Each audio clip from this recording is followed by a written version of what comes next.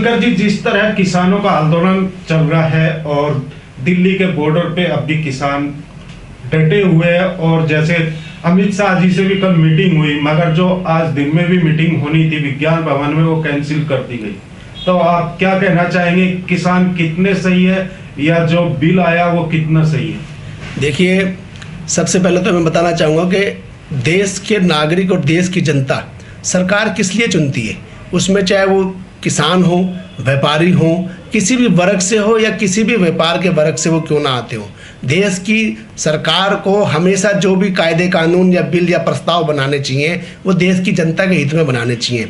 अब आपका सवाल है किसानों को लेकर, क्योंकि अभी वर्तमान समय में किसानों की जो दुर्दशा पर वर्तमान केंद्रीय सरकार ने करी है, एनडीए सरकार ने की है, वो किसी से छुपी नहीं है। आपने देखा होगा कि जो बिल है ये, उसमें जो भंडारण करने का जो अधिकार है वो इस बिल के अंदर दूसरे हाथों में चला जाएगा।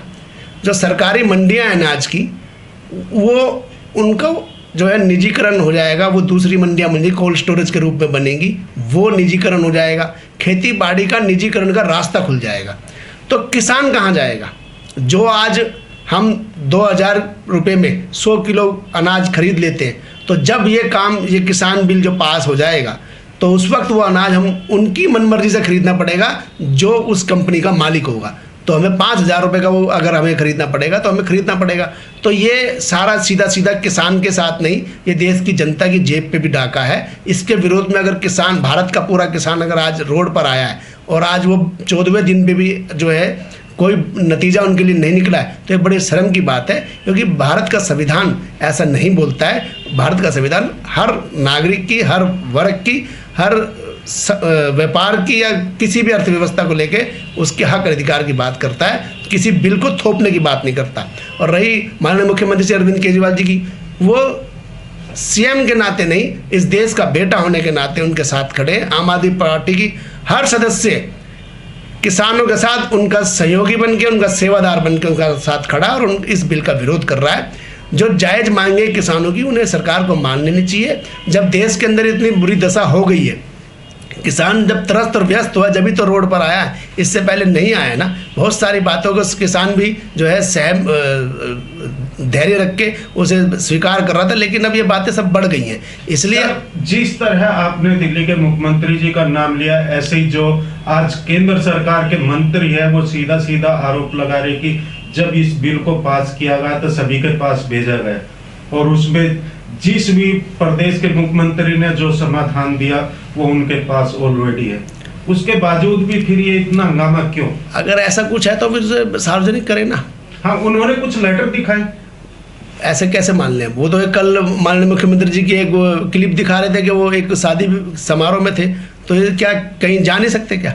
वो एक देश की समस्या है, देश के किसानों की समस्या, उनके साथ भी हम खड़े हैं, लेकिन जो हमारा निजी जीवन है उसमें क्या हस्तक्षेप करना चाहिए? सर, मैं किसी एक मुख्यमंत्री की बात नहीं कर रहा, अलग अलग राज्यों का मैंने उसमें बोला। देखिए, सबके पास गया तो सबके पास आपने देखा होगा कि जिन राज्यों से, आज पूरे भारत के राज्यों से किसान रोड कर ऊपर है, किसानों ने और उनके समर्थनों ने जो कल बंद का आह्वान किया था वो पूर्णतः सफल हुआ है। जबकि केंद्र सरकार इस बात को कह रही है मीडिया के माध्यम से कि कल का बंद असफल हुआ है। तो फिर जब अगर असफल हुआ है तो केंद्र सरकार 25 से 30 हज़ार करोड़ रुपए का कौन सा नुकसान बता रही है? अगर देश को नुकसान हुआ तो इसका मतलब बंद सफल हुआ है। और रही बात मुख्यमंत्रियों की, अगर मुख्यमंत्रियों के पास अगर ऐसा कोई अल्टीमेटम गया था तो किसान उन्होंने नहीं समर्थन किया, जब तो उनके साथ सारे मुख्यमंत्री और देश की 22-24 पार्टियां, राजनीतिक दल उनके साथ आए हैं, और आज शायद उनका राष्ट्रपति साहब महोदय से भी उनका मिलने का समय तय हुआ है। ये समस्या है। देश 8 तारीख का जब आह्वान उन्हें बंद का किया है तो देश की सरकार, वर्तमान सरकार, उनसे 9 तारीख को बात करने के लिए क्यों बोल रही है? उनसे 7 तारीख को क्यों नहीं बात करती?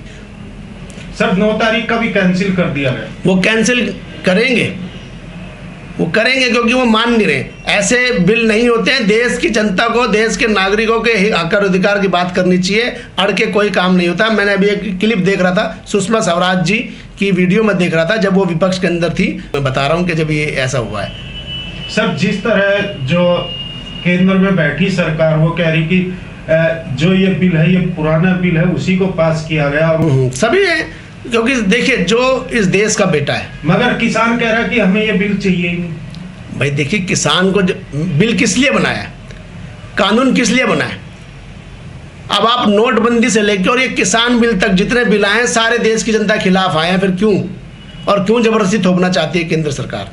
ये एक विचार करने वाली बात है और एक सोचने वाली बात है कि ऐसा ही ये मोदी सरकार और एनडीए सरकार ऐसा क्यों कर रही है, जो जितने चाहे जीएसटी हो, चाहे नोटबंदी हो, उसके बाद चाहे शिक्षा बिल हो, चाहे किसान बिल हो, बहुत सारे बिल ऐसे आए हैं जिन्होंने पास SC/ST एस्ट्रोलॉजी बिल हो, उनको प्रस्ताव को क्यों ऐसा पास कर जब कोई उसे स्वीकार नहीं कर रहा?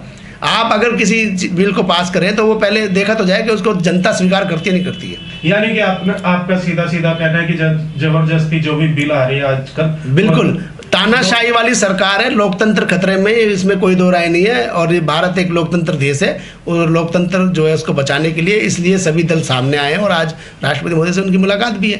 सर, जैसे किसान बैठे अभी बॉर्डर पे बैठे, उनको क्या संदेश देना चाहेंगे? किसान भाइयों के साथ मैं और मेरा परिवार किसान भाइयों के साथ है, क्योंकि अन्नदाता हैं वो इस देश के, और कोई वर्ग ऐसा नहीं है जिसको अन्न की जरूरत नहीं पड़ती, चाहे वो व्यापारी वर्ग हो, चाहे वो उद्योगपति वर्ग हो, चाहे वो बहुत पैसे वाले पूंजीपति हो या कोई गरीब हो, सबको अन्न और रोटी की जरूरत है। और वो रोटी अन्नदाता की वजह यानी किसानों की वजह से हमारे को मिलती है। तो हम किसानों के साथ हैं, मैं और मेरा परिवार जो है किसानों के साथ है, उनके समर्थन में। Like, share and comment. To subscribe this channel, please press the bell icon.